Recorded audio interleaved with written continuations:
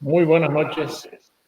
En este ciclo de Autores en Casa, Centroamérica Cuenta tiene mucho gusto en presentar esta noche a Gonzalo Celorio, quien va a conversar con Gioconda Belli, dos grandes escritores de nuestra lengua, uno mexicano, la otra nicaragüense. Gonzalo comparece de la Ciudad de México, Gioconda desde Managua.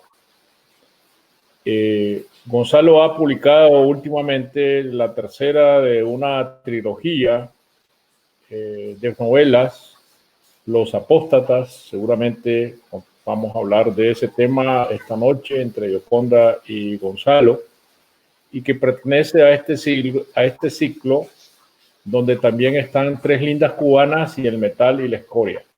Son tres novelas ejemplares en el verdadero sentido en que lo tomaba don Miguel de Cervantes. De manera que con mucha alegría dejo con ustedes en esta que será sin duda una conversación muy singular a Gonzalo Celorio y a Gioconda Belli. Buenas noches, Gonzalo. Buenas noches a todos los que nos están viendo. Buenas noches, Gioconda querida. Saludos a todos los que nos están viendo. Gracias por la invitación. Van a tener el placer de oírte. Bueno, no, el placer. Bueno, vamos a ver si de placer se trata, y además tendrán también el placer de oírte a ti, si es que hay placer. Supongo que sí. Mira, yo quería empezar porque realmente quería declararte mi más sincera admiración por esta trilogía de novelas. Me recordó a la trilogía de Faulkner. Se llama El Villorrio, estoy haciendo una traducción mía, El Villorrio, El Pueblo y la Mansión.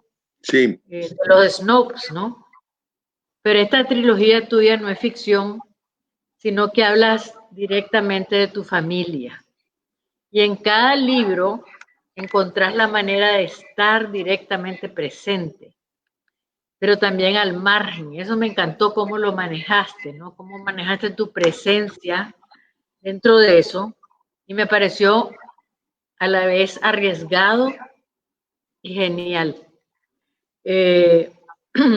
Entonces escribiste Tres lindas cubanas sobre tu familia materna, El metal y la escoria sobre tu familia paterna, y la más reciente, Los apóstatas, sobre tus hermanos Miguel y Eduardo. ¿Tenías desde el principio esta idea de escribir una saga familiar o la idea te surgió cuando terminaste Tres lindas cubanas? Y otra cosa que te quería preguntar era, ¿el orden de las memorias altera el producto? Como decía esa ley matemática. El orden de los factores altera el producto. Entonces, ¿cómo armas esa impresionante recorrido por la historia de tu familia? Es impresionante. Bueno, muchas gracias, Gioconda, por haber leído esta trilogía y por tu tan generosa presentación. La verdad es que cuando yo empecé a escribir Tres lindas cubanas, no tuve la idea de que esto se podría convertir en una trilogía. De hecho, Tres lindas cubanas es el resultado de un fracaso, porque cuando yo era muy joven, tuve esta ambición desmesurada de hacer una historia familiar con estos proyectos que se pueden tener en la juventud de contar la totalidad de una historia, y en esa presunta novela que nunca se publicó, pues iba a estar presente de manera muy ficcional la historia de mi familia materna, de mi familia paterna y de todo un universo. Pero yo creo que los proyectos juveniles que suelen ser tan desmesurados, pues a veces fracasan, como fue el caso, y me parece que la novela es un género de madurez y que en buena medida la madurez consiste en morigerar los proyectos juveniles que pueden ser tan desmesurados, tan exacerbados. Entonces, de una manera más acotada, más limitada, quise escribir la historia de mi familia materna, pero no tanto porque se tratara de mi familia, Gioconda, sino porque yo tenía un conflicto con respecto a la Revolución Cubana.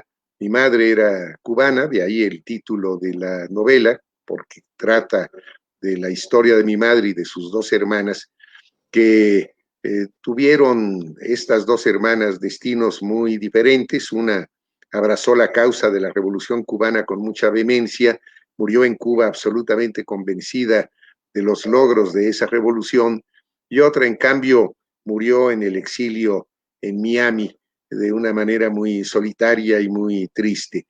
Y finalmente estas dos hermanas representaban de alguna manera indirecta las dos modalidades o las dos voces, por mejor decirlo, en las que yo mismo me debatía, porque me daba cuenta de que cuando alguien celebraba la Revolución Cubana, yo adoptaba una posición crítica, y cuando alguien la criticaba, yo inmediatamente salía en su defensa.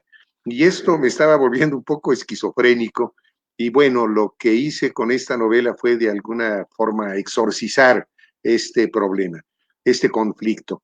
No creo que una novela resuelva el conflicto del que procede. Creo que toda novela parte de un conflicto que el escritor trata de ventilar, de plantear, pero la novela no resuelve el conflicto que motiva su escritura, pero sí de alguna manera lo exorciza. Y entonces yo puedo decir que ahora cuando alguien me pregunta sobre la Revolución Cubana, pues yo simplemente doy una recomendación bibliográfica y Tres lindas cubanas, que ya es un tema que quedó para mí superado por el planteamiento dialéctico que puse en esta novela. Después, Gioconda, ya que tenía escrita esta novela, pensé que podría escribir también la historia de mi familia paterna, que es una historia que se me había ocultado durante mi infancia. Era una historia que no se consideraba ejemplar, que no se consideraba edificante. Había zonas muy oscuras porque fue una familia en donde hubo el amasamiento de una enorme fortuna que después se dilapidó en el vicio, el alcohol, la prostitución, etcétera.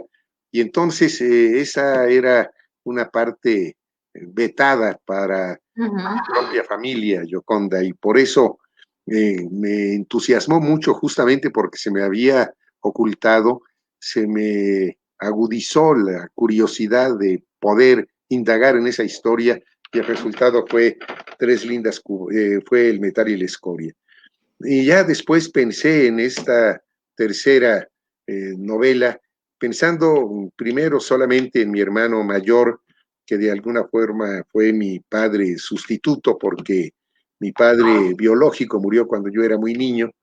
Más bien dejé de ser niño precisamente, como lo digo en la novela, el día que murió mi padre.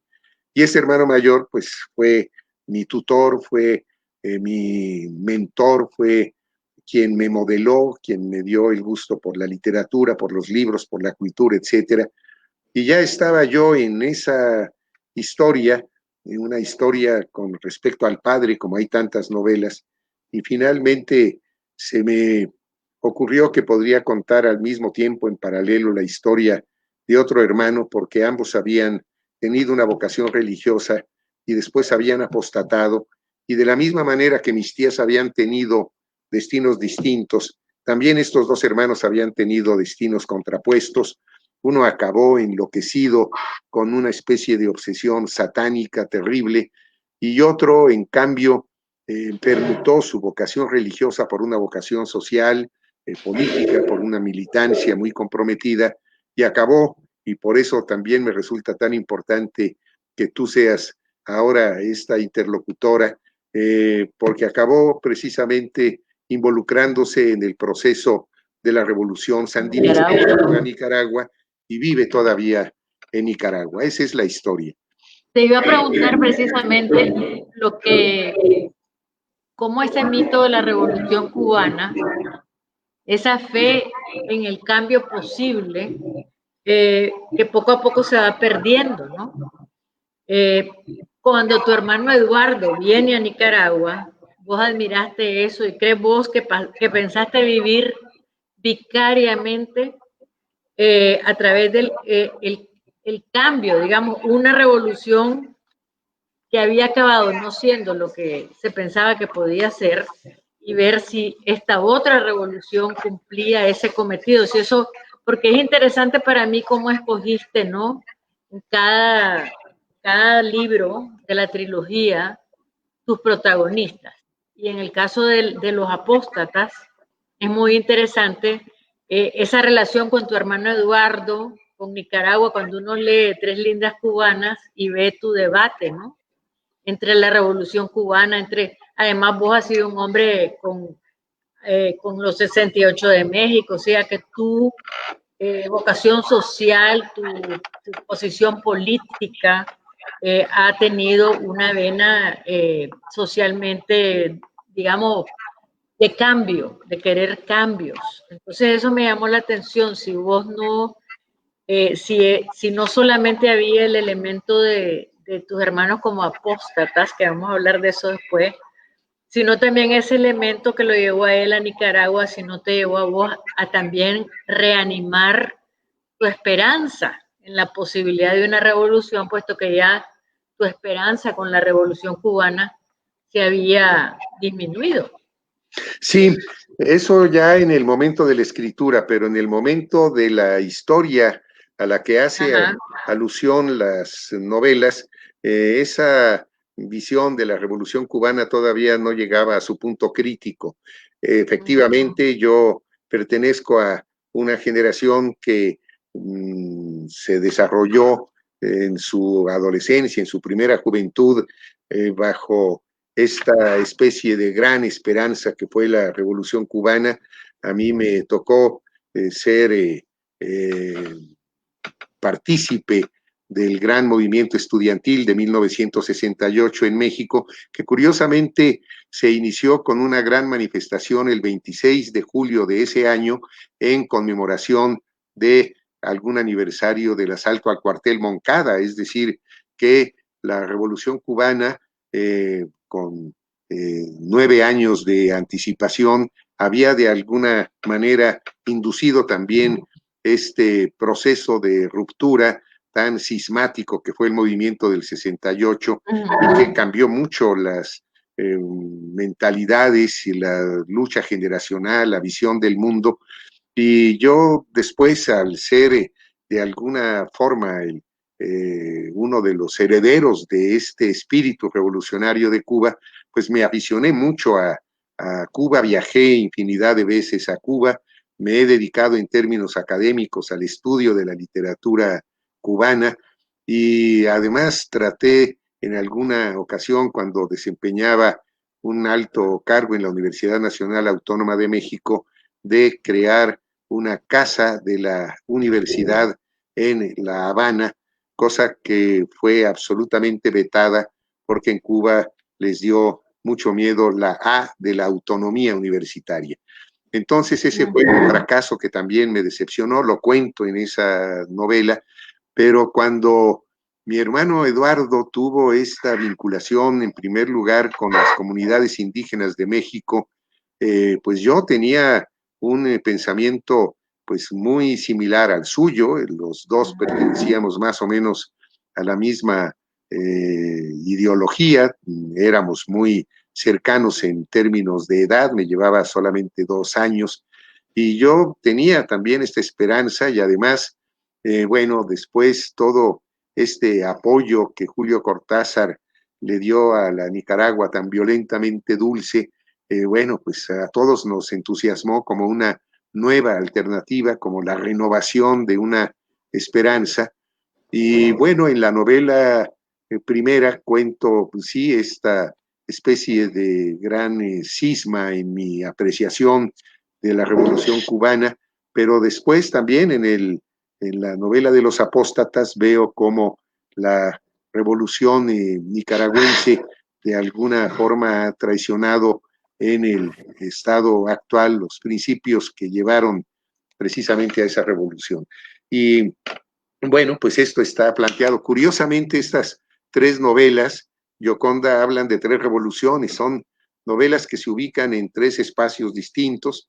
La primera fundamentalmente en Cuba y en México, la segunda en España, porque habla de la migración española a México a finales del siglo XIX, y después hago una especie de encuentro entre la migración española y el exilio español republicano que fue tan significativo en México. No conozco por lo menos otra novela donde la migración española y el exilio español convivan en las páginas mismas de una novela, pero también hablo en esa novela del metal y la escoria de la Revolución Mexicana y también de ciertos elementos de traición, y después, pues en esta tercera novela hablo de la Revolución Nicaragüense.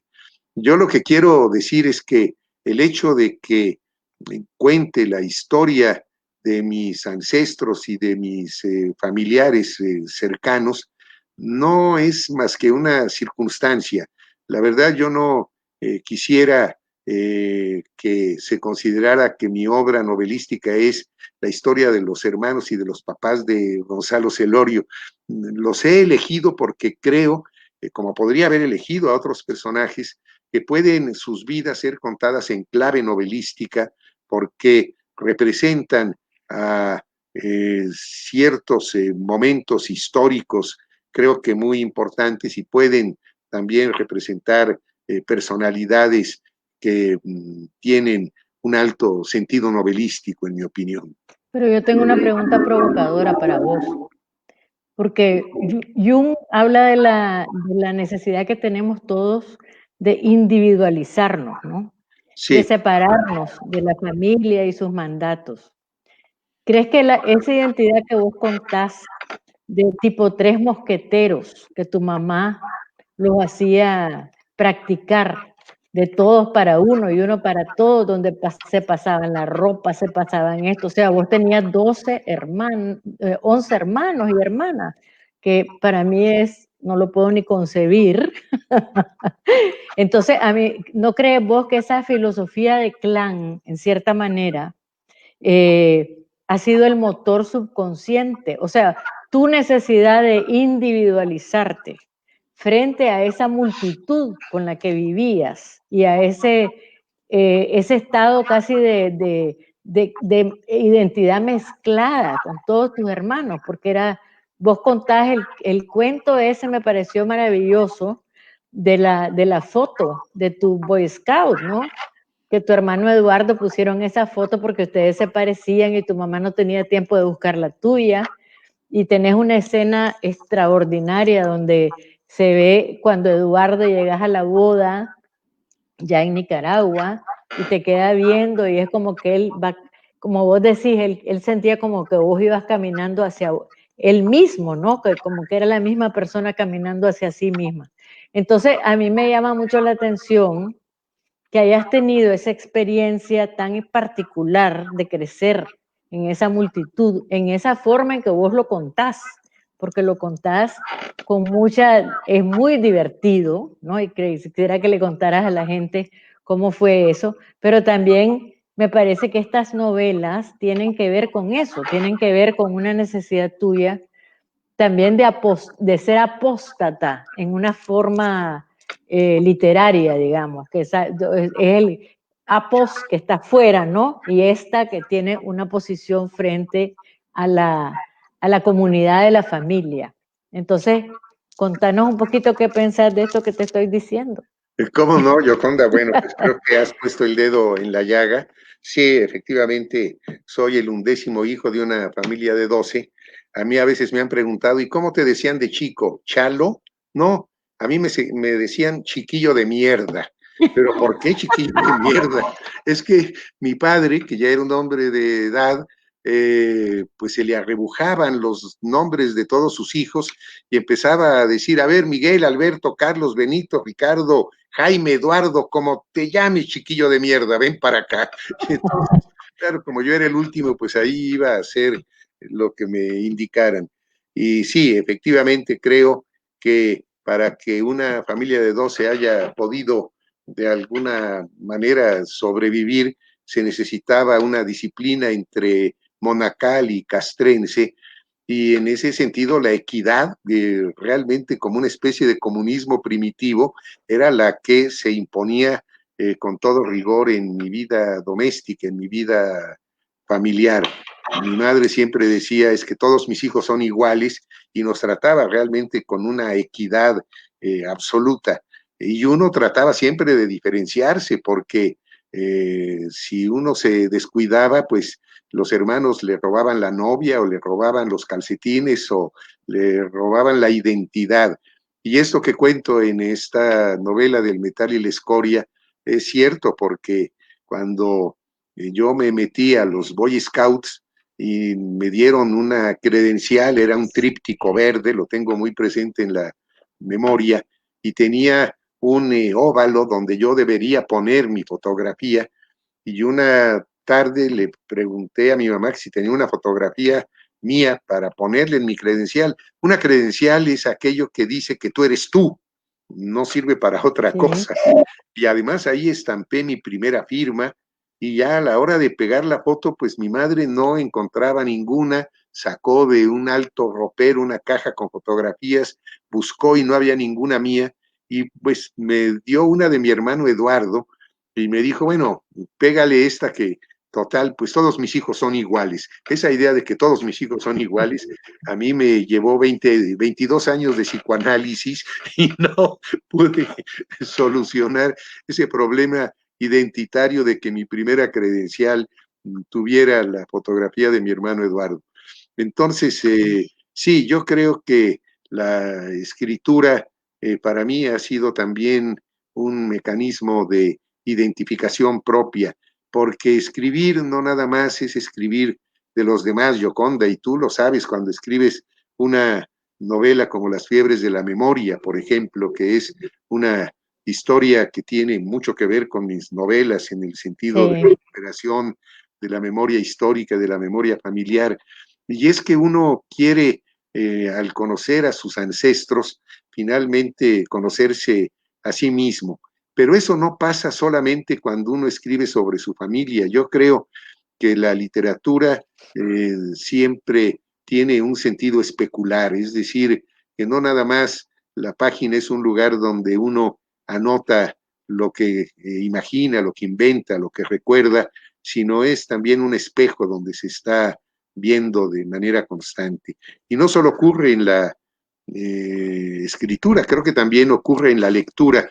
¿Por qué leemos? Pues leemos porque tenemos una especie de voyerismo, a lo mejor un tanto morboso, de saber cuáles son los conflictos ajenos, pero también porque al conocer los conflictos ajenos, nos estamos conociendo también a nosotros mismos, y nos estamos reflejando y estamos sintiendo cómo la nuestra es parte también de la condición humana, y nos identificamos con los demás, y al mismo tiempo nos diferenciamos de los demás. Creo que esto es lo que ocurre.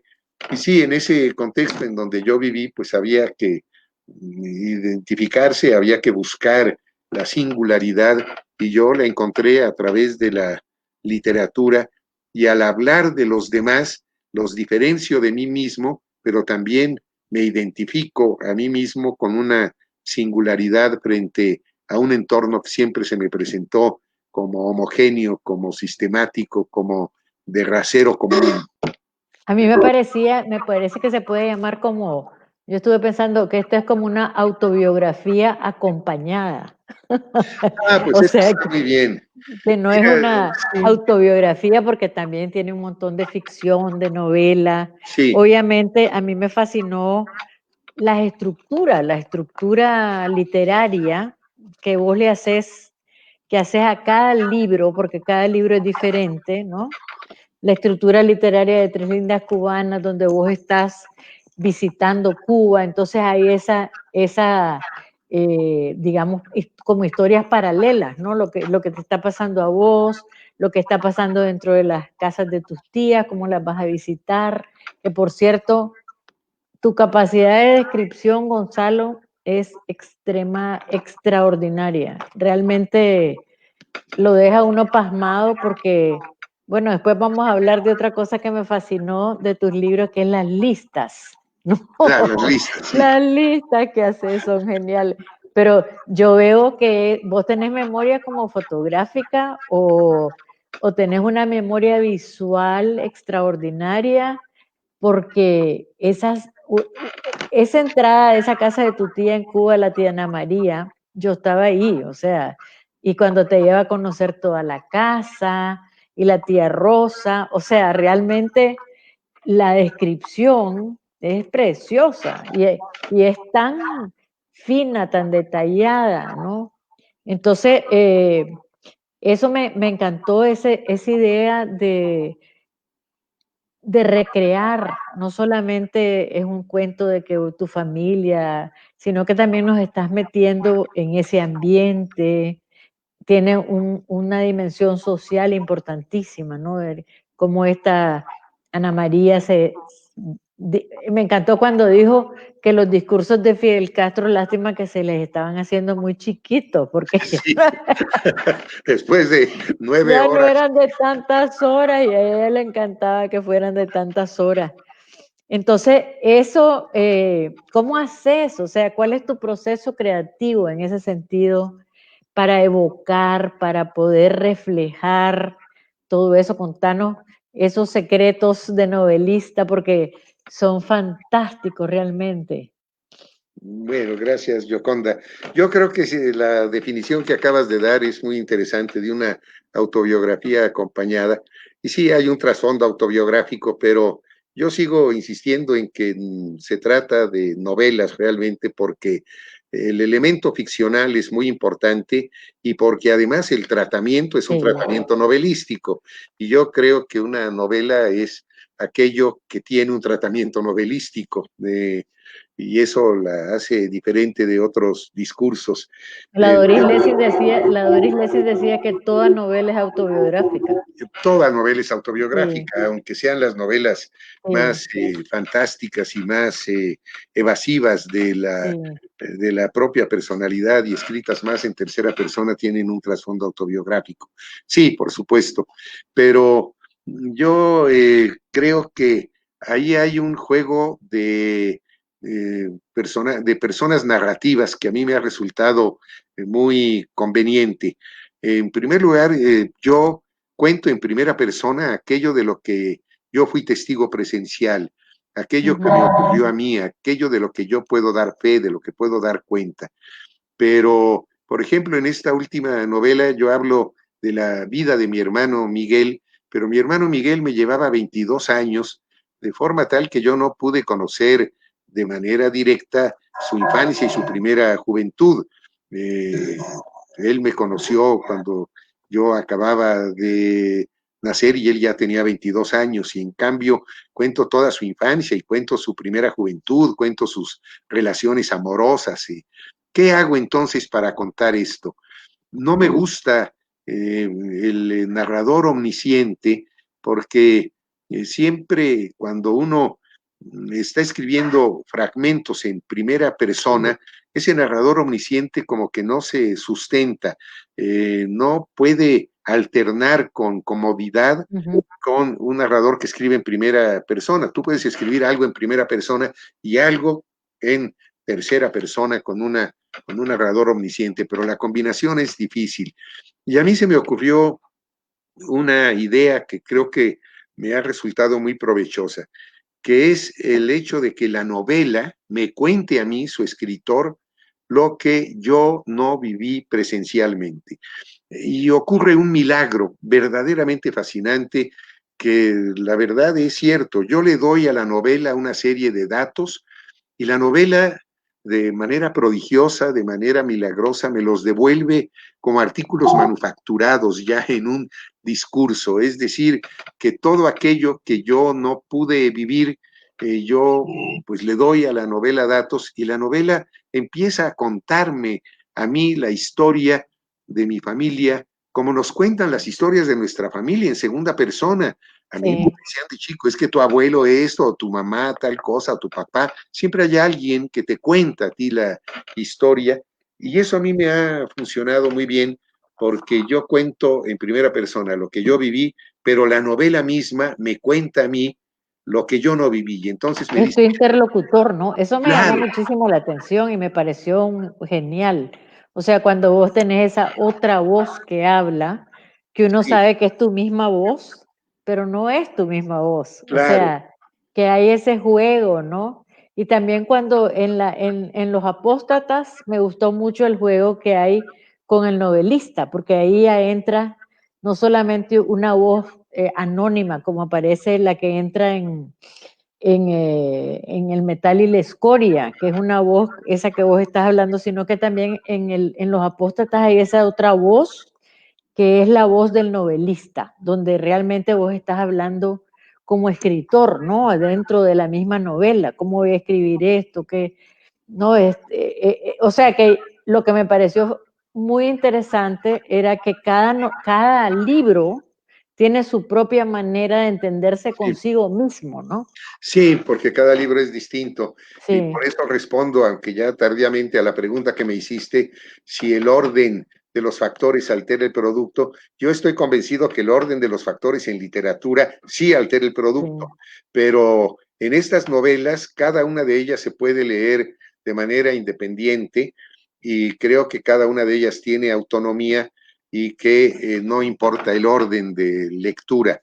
El orden de escritura fue pero no necesariamente debería ser el orden de lectura, al grado tal de que la novela del Metal y la Escoria tiene una referencialidad más antigua que la de Tres lindas cubanas, se remonta a mediados del siglo XIX. Entonces, no creo que el orden sea en este caso importante, pero se me fue por dónde íbamos. No, volvamos a la idea de lo de la novela, si me permites, sí, lo claro. de la relación metaliteraria, digamos, ¿no? Porque yo ya había escrito la historia de mis dos hermanos, pero yo tenía un problema de carácter moral porque la novela misma me fue descubriendo facetas absolutamente insospechadas para mí, muy dolorosas algunas, que yo no conocía, porque también otro de los milagros de la escritura es que la escritura no te deja mentir en un sentido profundo, ¿no? La literatura es ficción, pero no te deja mentir en el sentido más profundo de la palabra. Y entonces, en la medida en que tú vas escribiendo, los elementos se van organizando con una verosimilitud y de repente hay lagunas, hay facetas oscuras que en el ejercicio narrativo se te van revelando, se te van aclarando, y eso resulta también maravilloso.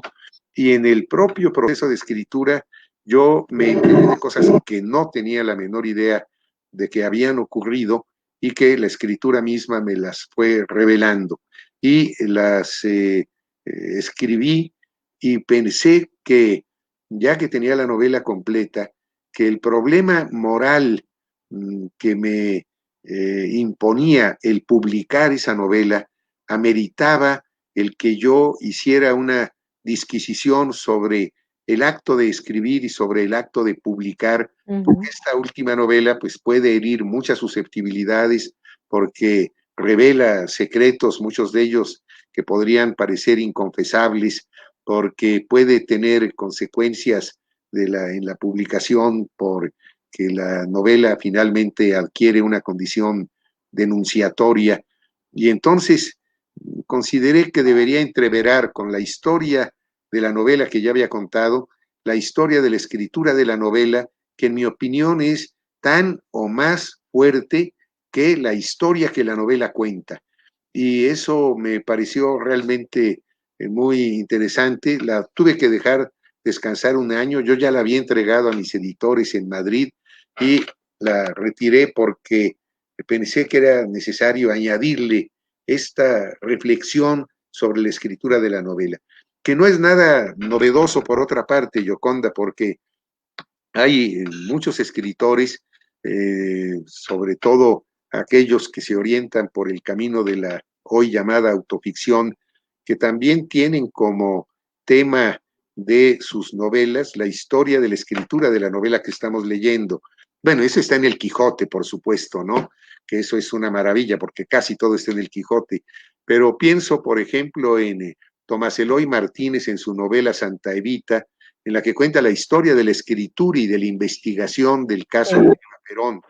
O pienso en la novela de mi vida, se llama, de Leonardo Padura, donde escribe la construcción y la investigación de la presunta novela que escribió José María Heredia, este cubano avecindado en México.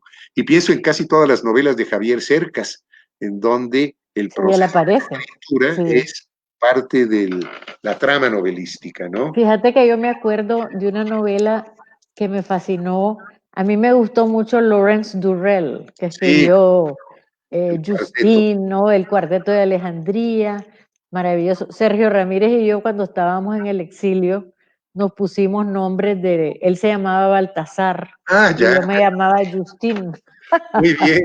Porque éramos perdidos los dos por el Cuarteto de Alejandría. Magnífico. Pero hay un quinteto de Aviñón donde Durrell lleva a un nivel de preciosismo esa relación, porque él convierte al escritor y a su personaje en protagonistas de la novela. Entonces, el escritor a veces tiene diálogos con el personaje y el personaje le hace cosas, y después es una historia completa de otra cosa, pero siempre está entrando esa voz del personaje, eso es lo bello de la literatura, ¿no? Cómo uno puede... lo que vos estás diciendo de la ficción y la novela me parece de la autoficción y de la historia familiar como novela, me parece porque realmente las historias familiares, a mí me pasó cuando estaba investigando Las fiebres de la memoria, que es una novela, o sea, realmente la historia, ¿cómo la vas a contar de otra manera? Si es de por sí, ¿cuántas historias hay familiares que son como novelas, ¿no? Entonces, claro, si te caen en el regazo porque sos parte de la familia, ¿cómo no las vas a contar? Mira, contarnos algo de tus listas. Eso me lo tenés que contar aquí para que lo oigan los demás porque es genial. O sea, Gonzalo cuenta en El metal y la escoria que le agarró como yo creo que por lo que estábamos hablando de las descripciones, tal vez, ¿no? Que tenías que apuntar, ahí fue que te agarró la maña, como decimos en Nicaragua, o la afición por hacer listas. ¿Y seguís haciendo eso, Gonzalo? No, bueno, la verdad es que eso también es un poco ficcional. Sí, porque en esa novela hablo de cómo la memoria se va borrando y es el caso de otro de mis hermanos, mi hermano Benito, que tuvo la terrible enfermedad del Alzheimer y él era un poco el depositario de esta historia secreta de la familia paterna. Y yo quería que él me contara la historia, pero su memoria se iba desdibujando paulatinamente. Y entonces, este es un duelo entre la memoria y el olvido. Es más, la cintilla con la que se anunció El metal y la escoria era ese, un duelo a muerte entre la memoria y el olvido. Y entonces, yo lo que quería era exorcizar el temor que tenía de yo mismo poder estar en la tesitura de padecer esa monstruosa enfermedad. Entonces, yo me puse en ese papel de ser víctima de la enfermedad, lo que es absolutamente imposible en términos narrativos. ¿Cómo uno puede escribir que no puede escribir? Porque alguien que tiene esa enfermedad, pues no puede escribir y menos puede recordar la historia que yo quería contar. Y entonces ahí inventé también, o acudí más bien al recurso de la segunda persona, que es la novela que me ve a mí como si ya tuviera yo Alzheimer. Y entonces todo empieza con la necesidad, porque es una enfermedad que va evolucionando y se va degradando al enfermo, la necesidad en un principio de tener que hacer listas para que no se olviden las cosas, ¿no? Es un poco como las pestes del insomnio en 100 años de soledad, en donde los personajes empezaron a tener una amnesia colectiva y tenían que apuntar, este es un vaso y esta es la casa y esa es la puerta, es un plato, ¿no? Entonces, sí, yo en esta novela, en esta ficción, tenía que apuntar los objetos con los que tenía que salir de casa, ¿no? Hay que llevar la pluma, el pañuelo, los calcetines del mismo color, cerrarse la bragueta, cosas de ese tipo, ¿no? Y eso me dio pie para hacer, sí, efectivamente, muchas listas. Y yo no sé si a ti te pasa en la escritura, pero hay veces que la narración no fluye como uno quisiera, y entonces apunta uno de manera muy sintética los puntos que tiene que desarrollar como una especie de esquema. Yo no hago una escaleta como los guionistas para escribir una novela. Decía Maurice Blanchot que escribir una novela es como lanzarse al mar sin cera en los oídos y estar dispuesto a oír el canto de las sirenas. Uno sabe de dónde sale, pero no sabe a dónde llega, y entonces no hay manera de prever una novela. La novela es una aventura, no sabes con qué Circe o con qué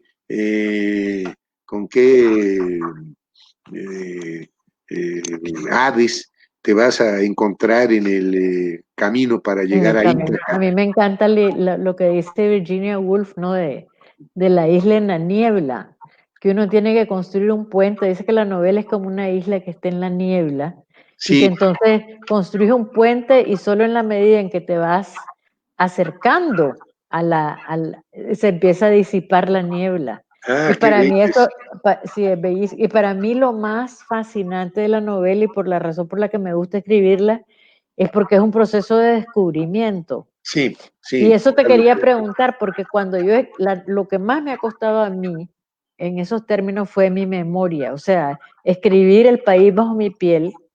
Ya. No era descubrimiento, o sea, más bien yo me senté en una silla, me acuerdo, y dejé que mi mente corriera y empecé a apuntar todo lo que me iba acordando, ¿no? Porque yo había decidido hacer un periodo específico de tiempo. Y después yo ya sabía lo que iba a pasar en la novela, en la memoria. Entonces no tenía ese elemento, era más bien un reto de cómo contarlo, pero no tenía ese elemento de descubrimiento que tienen las novelas. Oye, ¿y eso lo apuntabas así como escritura automática o hacías listas? No, escritura, o sea, fue lo que me fue. No tenía por eso te decía el orden de los factores, de las memorias se altera el producto, porque yo tuve después que hacer como una selección, ¿no? Sí. ¿Cuáles de estos recuerdos tienen importancia o significado dentro de un esquema de contarle a alguien esta historia, ¿no? De cuáles son las que realmente son importantes. ¿Y vos qué hiciste? ¿Cómo hiciste tu proceso de selección de las memorias? ¿Cómo fue? ¿Te dejaste ir? No, la verdad no. Creo que ahí fui bastante racional. Bueno, en algunos momentos sí, pero no en la escritura, sino en el recuerdo de alguna escena que consideré que podría ser interesante para incluirla en la novela, al grado tal de que en esta de los apóstatas, pues hay algunos capítulos que podrían ser autónomos, que son casi cuentos.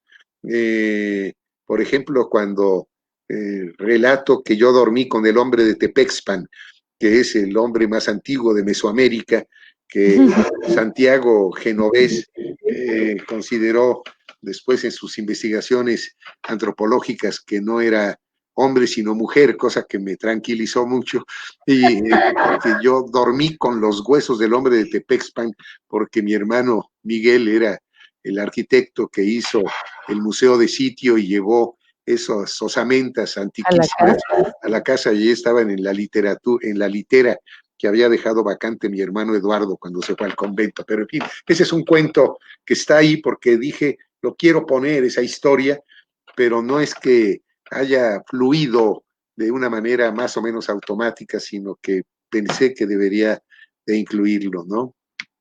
Pero más allá de la literatura, ya yéndonos a los apóstatas, esa novela es realmente muy amorosa, porque yo encontré que tenía como un amor profundo, o sea, realmente ahí hay un reflejo de una relación tan entrañable, sobre todo con Miguel, ¿no? Como Miguel, como decís, fue tu padre supletorio, ¿no? pero también además de eso, todos los juegos que él hacía con vos, ¿no? Eso esa frase, ya no me acuerdo cómo era exactamente, pero te amo más allá del infinito. Yo les decía a mis nietos, to infinity and beyond, como en el Toy Story, pero lo tuyo era súper complicado. ¿Cómo era cómo era yo te amo? Sí, él quería presumirme, como yo era su hermano consentido y prácticamente su hijo putativo, quería presumirme ante sus novias o ante sus amigos, y entonces me enseñaba unas frases que yo no entendía. Yo tenía 5 o 6 años y me hacía memorizar frases como para que yo respondiera a la pregunta de ¿cuánto me quieres? Y yo decía, te quiero hasta el último confín del universo, te quiero hasta la última estrella de la Vía Láctea, te quiero hasta el empirio celestial. Y yo no sabía lo que era empirio ni lo que era, bueno, todavía no creo que lo sepa bien a bien, ni lo que era confín, pero todas esas palabras prestigiosas a mí me ayudaron mucho porque me di cuenta, yo creo que ahí es el nacimiento de mi vocación, porque me di cuenta de que las palabras eran muy importantes, que las palabras me granjeaban admiración y me granjeaban cariño. Y entonces yo me aprendía esa retahíla que era mucho más larga de la que ahora puedo reproducir. Y cuando llegaba algún amigo de mi hermano, o sobre todo alguna novia, me subía, me acuerdo, a el aparador del comedor y me decía, a ver, Gonzalo, dime, ¿hasta cuánto me quieres? Y yo empezaba, te quiero hasta el último confín del universo. Y bueno, entonces eso suscitaba el aplauso de la novia y el cariño de mi hermano. Y bueno, creo que ese es el punto de partida de mi vocación literaria, de mi gusto por la palabra, ¿sí?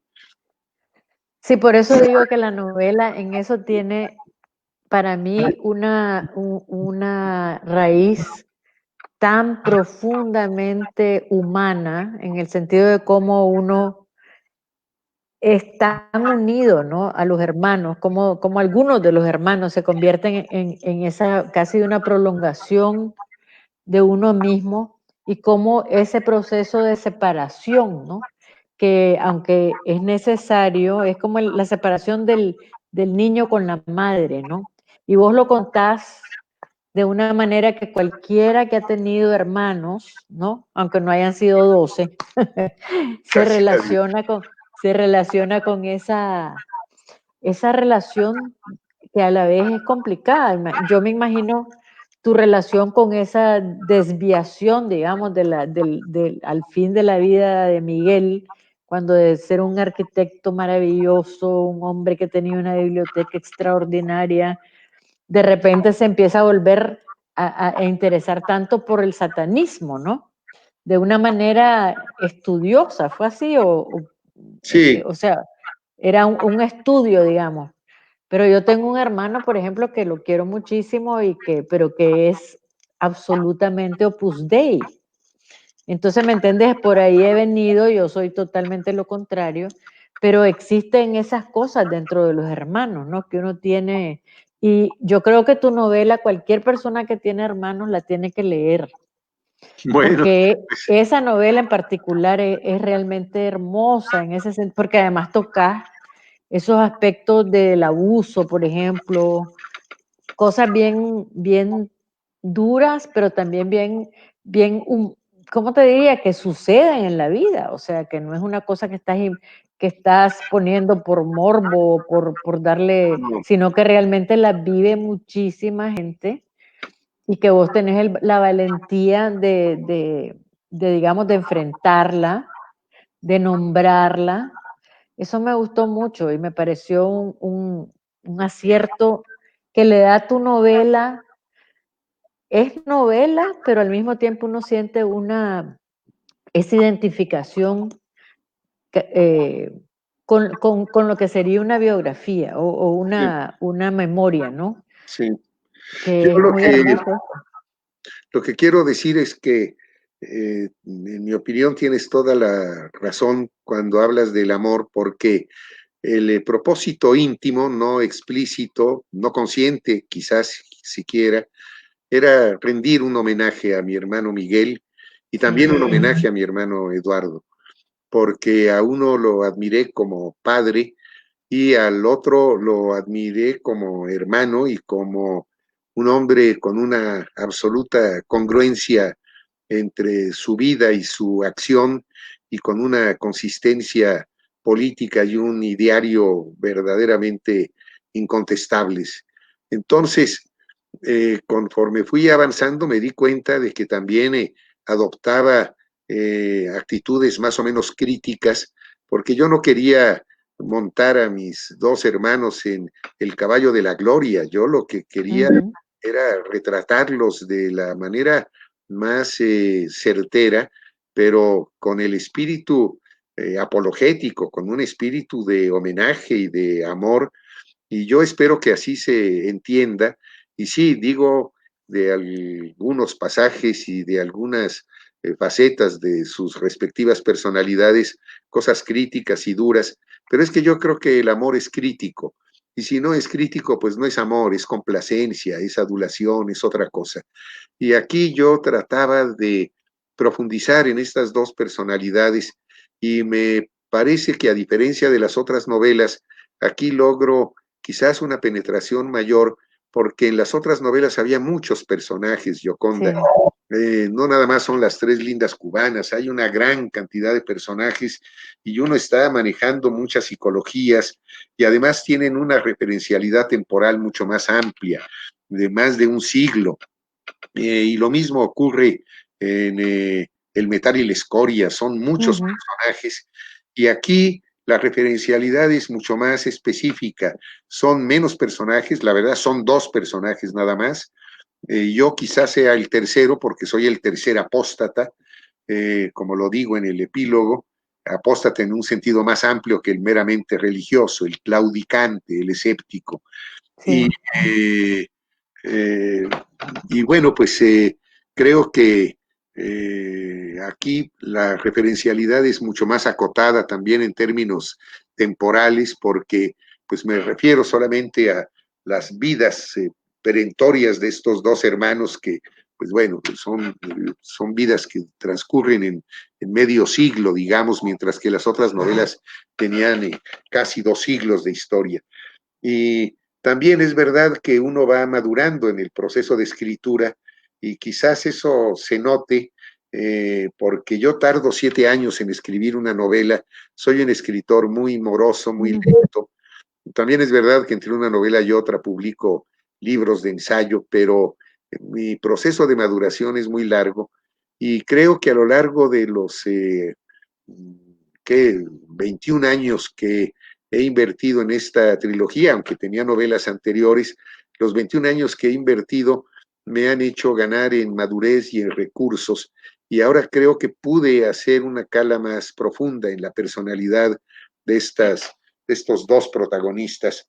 Y bueno, sí, enfrentarme a cosas muy duras. Esta obsesión satánica de mi hermano, que había sido dominico, que había estudiado teología en Salamanca, España, en el convento de San Esteban, pues bueno, hizo que saliendo del convento él no abandonara su fe, fue apóstata solamente en la acepción de la palabra, que es abandonar una orden religiosa, pero no abjuró de la fe que tuvo y siguió además sus estudios teológicos que combinaba con sus estudios de historia del arte, de arquitectura, etcétera. Fue un hombre realmente muy, muy sabio, pero al final de la vida esto se le convirtió en una obsesión, para mí por lo menos absolutamente incomprensible, que tuvo además un diagnóstico totalmente patológico y que lo llevó a la locura en verdad, es decir, a tener que ser internado en un pabellón psiquiátrico y a la muerte, lo que es realmente muy, muy doloroso de contar, porque un hombre tan brillante, tan inteligente, tan lúcido, tan capaz, pues de veras se ve sometido en un momento dado de su vida a una especie de exterminio de su inteligencia, lo que es terriblemente doloroso. Y el otro... No, sí, es tremendo, tremendo cuando lo contás vos ahí en el libro, porque realmente uno se va digamos, va descubriendo a Miguel, ¿no? En el proceso de leerte, va descubriendo todas las facetas de Miguel, que era medio excéntrico, ¿no? Que era también bastante absorto en sí mismo, ¿no? Que tenía todas esas facetas, pero que también tenía ese amor por vos y esa, cuando te lleva a conocer las cosas que él hace, o sea, que te comparte, ¿no? Esa riqueza interior que él tenía, pero de repente yo me imagino lo que debe haber sido para vos, esa separación entre ya la razón y la sin razón de una persona que empieza a plantearse ese tipo de fantasía, ¿no? Una mitología que tal vez tenía que ver con su miedo a la muerte, puede ser, ¿no? Pero la otra cosa que te quería decir es de Eduardo, porque el otro día estaba con unas amigas y les conté que iba a estar con vos, y entonces les dije que vos tenías un hermano que estaba aquí, y me dicen, sí, yo lo conozco. Hay una amiga mía que se llama Malena, que es una de mis mejores amigas de cuando estaba pequeña, y ella trabajó con tu hermano Eduardo. Ah, mira. Trabajó en el Midinra y porque ellos hacían un grupo de educación popular, ¿no? De educación para los campesinos. Sí, así es. Y me dijo que era una persona extraordinaria, que era un ser buenísimo, que además era de lujo su inteligencia, su capacidad. Entonces le conté del chinamo que tenía en ese lugar que se llamaba La Piñata. Así es, sí. Que se fue convirtiendo, o sea, fue ¿cómo te diría yo? ¿Cómo se dice? Lo de ruido de la revolución. Sí. Fue como el símbolo de cómo quedó destruida la revolución, porque en esa piñata se hacían cosas, habían ventecitas y de repente cuando fue cayendo en el más absoluto ruina, y se volvió un lugar como de antro, casi prácticamente. Así es. Sí, pero bueno, qué bonito, ¿no? Que tu hermano lo conoce aquí, gente, y además varias personas más lo conocían y tenían una opinión muy buena de él, ¿no? Bueno, es que es un hombre muy, muy valeroso, es un hombre muy valeroso, todavía vive, y él adoptó una actitud muy comprometida, se fue a trabajar precisamente en el Ministerio de la Reforma Agraria, llegó un momento en que lo nombraron asesor de algunas instituciones internacionales que apoyaban el proceso político de Nicaragua, y entonces le empezaron a pagar en dólares, y él, que era el pobre de la familia, era el que había dejado todo, que vivía con $100, que era la beca con la cual se fue a trabajar a Nicaragua, pues empezó a ganar mucho dinero y fue realmente de una generosidad extrema, que repartía todo lo que tenía. Y después, bueno, se acabó eso cuando llegó al poder Violeta Chamorro. Él tuvo que poner un restaurante para sobrevivir ahí precisamente en La Piñata, y bueno, pues empezó también la decadencia, que yo creo que ahí lo que es interesante en la novela es que sí hay un gran homenaje y una gran estima y una gran admiración por Eduardo, por su valentía, por su consistencia. Es un hermano al que quiero muchísimo, pero también hay una especie de identificación, que eso es terrible, entre si propia circunstancia personal y la circunstancia del país, como hubiera una especie de mímesis entre su decadencia final, por llamarle de alguna forma, y la decadencia del proceso revolucionario. Y eso es muy doloroso y es muy triste. Finalmente son historias las dos tristes al final, pero tienen un alto grado de representatividad, me parece, y que por eso creo que es importante contarlas en clave novelística, porque supongo o quiero suponer que un lector pensará en estos personajes mucho más allá de la condición familiar que guardan con respecto a su escritor. Y hay un sentido de representatividad, porque es también el escepticismo que que ocurre cuando se ha tenido ideales muy altos y después la realidad hace que esos ideales no se cumplan. Y creo que ese es el común denominador de los dos personajes. El ideal de mi hermano Miguel, un ideal estético, un ideal religioso, que finalmente acaba en la locura, y un ideal político, revolucionario, comprometido, de mi hermano, que acaba pues en una especie de decepción profunda con respecto a este proceso revolucionario al que le dedicó realmente su vida con una gran energía y al principio con un gran éxito, como lo dicen tus amigas, ¿no? Realmente un hombre que tenía una gran capacidad, sobre todo en el ámbito de la educación campesina, porque tenía una habilidad pedagógica realmente. Que tenía una gran empatía con los sentimientos de los demás. Ahora, otra cosa que no quiero dejar de mencionar de tu trilogía y de esta última novela es la capacidad que has tenido y que yo vi desarrollada de cómo vas mezclando esa historia de tu familia, cómo también se convierte en la historia del país, ¿no? Cómo vas contando las cosas que están pasando y las descripciones de México, por ejemplo. Eso, la riqueza de los diferentes lugares, de los paisajes, de la cultura mexicana. Realmente me pareció muy bien hecho, cómo lo armaste, ¿no? Yo sé que no tuviste mucho que ver, que fue tu imaginación.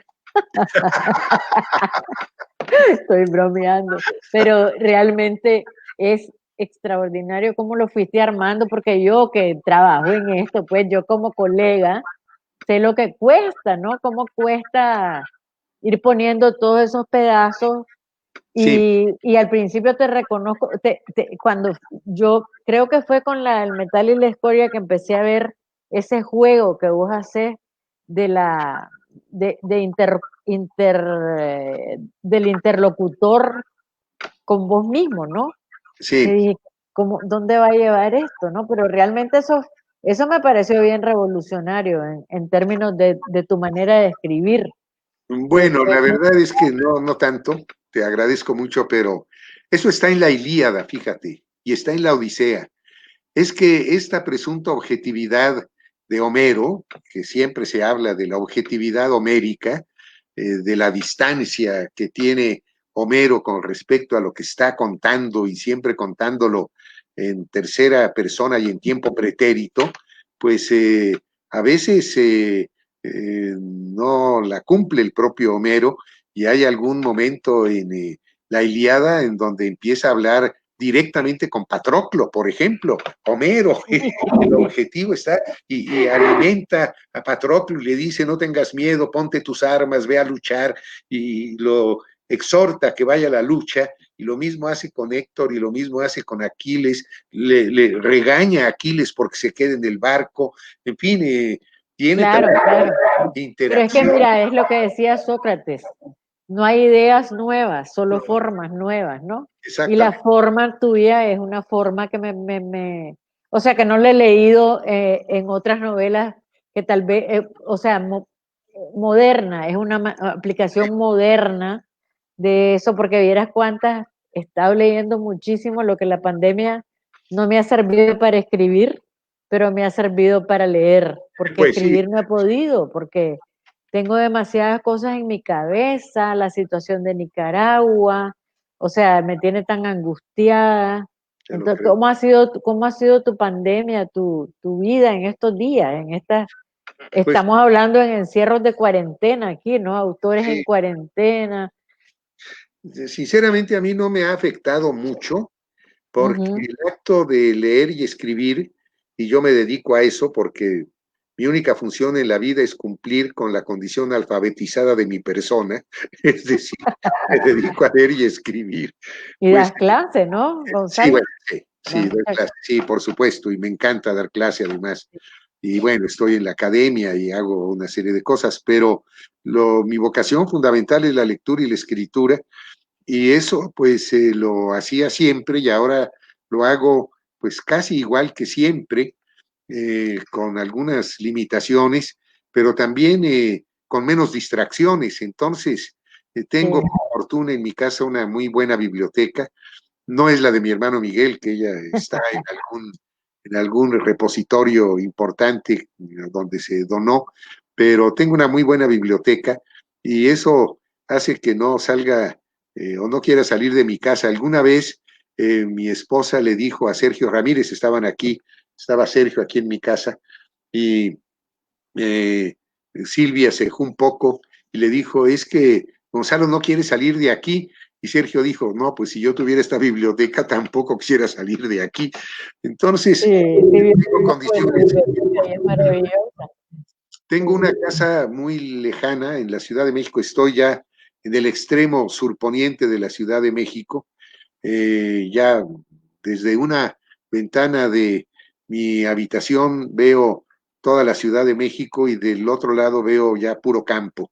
Pero todo el mundo se queja de que vivo muy lejos, pero la verdad ahora en donde nadie se visita, eso no tiene ninguna importancia y entonces pues estoy realmente en un lugar espléndido y me puedo dedicar a leer y a escribir, que es lo que siempre he querido hacer.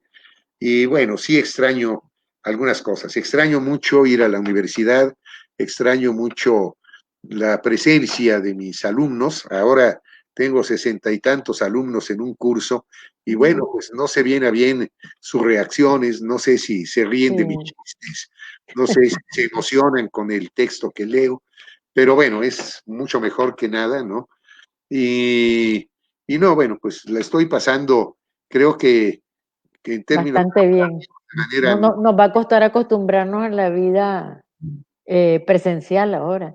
sí, mira, yo creo que podemos desarrollar el síndrome del ángel exterminador, sí, la película de Buñuel en donde nadie puede salir de aquella casa, ¿no? A ver si no, a mí ya me cuesta trabajo salir, las muy pocas veces que he salido, que es para ir a Malinalco, donde mi esposa y yo tenemos una casa, donde me pasé parte de la pandemia, pues cada vez que voy en el coche siento que lo que pasa en el parabrisas me está pasando en una pantalla de mi computador.